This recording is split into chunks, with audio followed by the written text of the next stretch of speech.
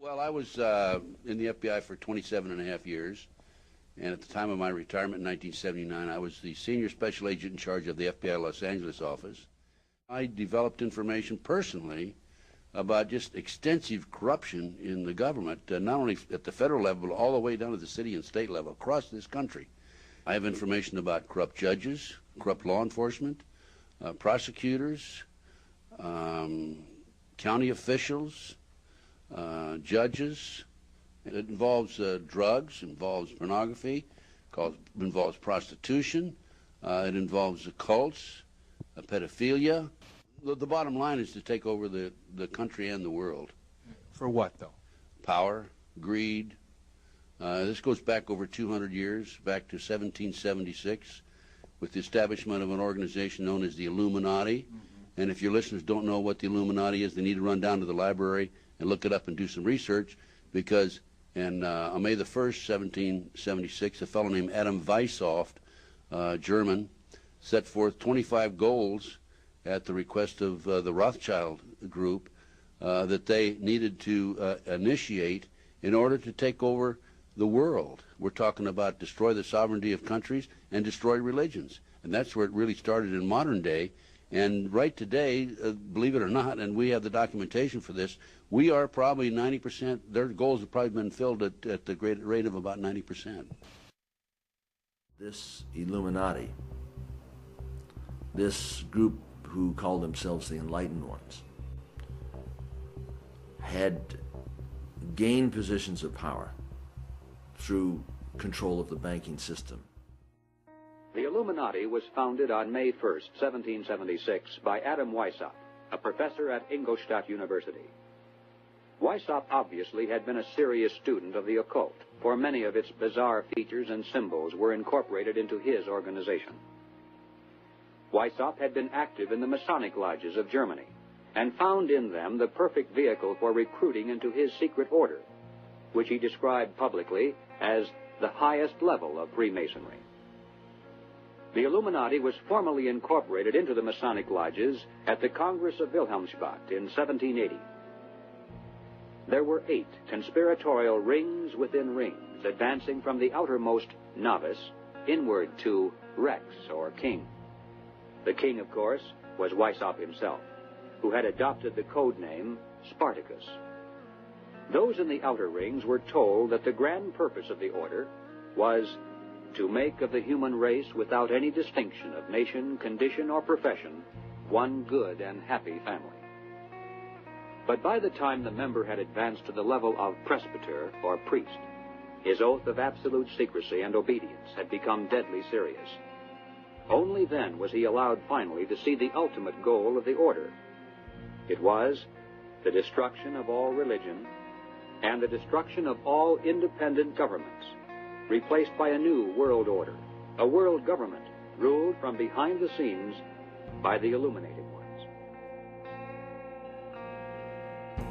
We have before us the opportunity to forge for ourselves and for future generations a new world order, a world where the rule of law, not the law of the jungle, governs the conduct of nations. When we are successful, and we will be, we have a real chance at this new world order, an order in which a credible United Nations can use its peacekeeping role to fulfill the promise and vision of the UN's founders. I call upon all states to join ranks in order to found the new world order of the 21st century.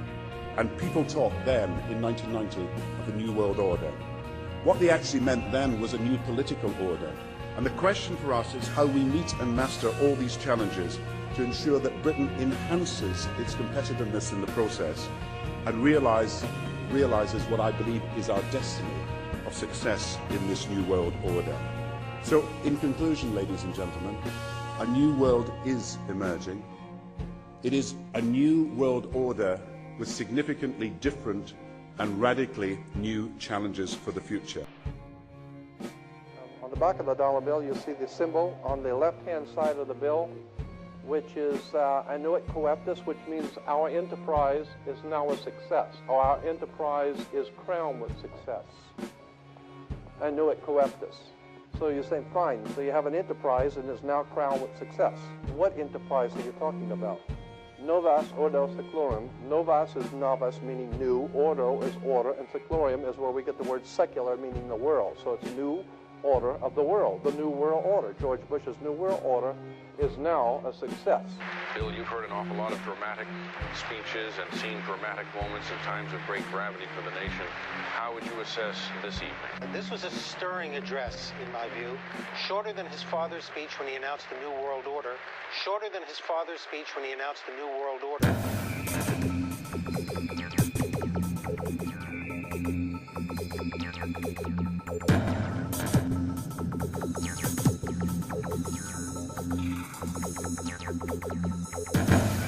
1934 is when the Federal Reserve actually finally took total control of the United States monetary system, and that's when they said it is now a success, because this is a symbol, this is an emblem of a secret society of Freemasons called the Illuminati, the German Bavarian Illuminati. They were a secret society founded in the south of Germany. They were called the Illuminati, the illuminated ones, the enlightened ones. 1776 was when this secret society actually formed itself into a secret society and put itself into operation. They were the basis for what we call today in our country the Bavarian Illuminati was the basis for what we call today the Colombian faction. The Colombian faction of the Illuminati came here right after this government was formed, and that's where we get today Columbia Space Shuttle, Columbia Movies, Columbia Television, Columbia Records, everything, Columbia University. As a matter of fact, Columbia TV, Columbia Broadcasting System, CBS. What is the symbol for CBS? It's the all-seeing eye. And that's why our government is in the District of Columbia, because these guys own our government. They print our money, and they own not only the government, but they own you. You are their property. So, in other words, these guys print the money, they run the country, and they own you, and they own everything around it. And so they make the laws, and that's why they can decide who can kill who and who can get away with who and who can get away with whatever, because they make the laws and they decide, all right? As I said to you before, there are 13 layers in this pyramid. There are 13 letters in Anno Coeptus, but 13 is a very important number to this secret society.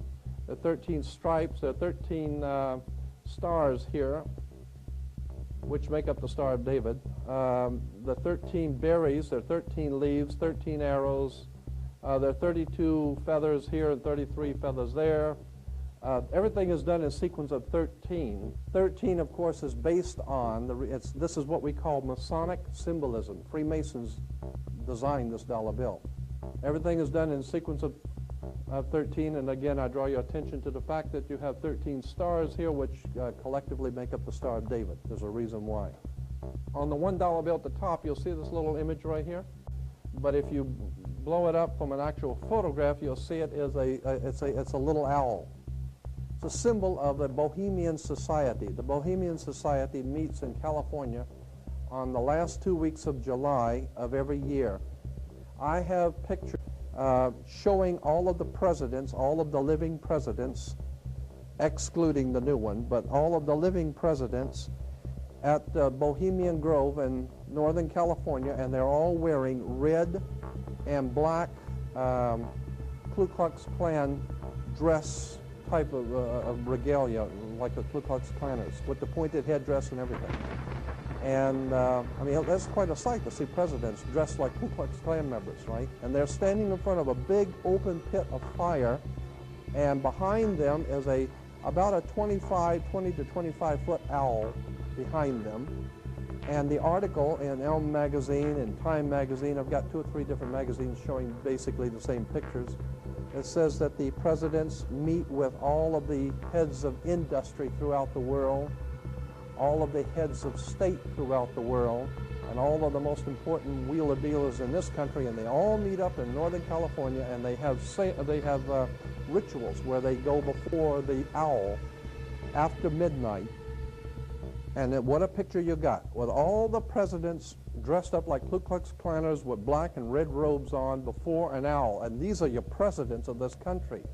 And the reason why they chose the owl is because the owl is a symbol used in Europe by secret societies, because the owl is wise, because it sees things in the dark. The implication is, of course, that's why they're where they are, because they're very brilliant and they know things that you don't know.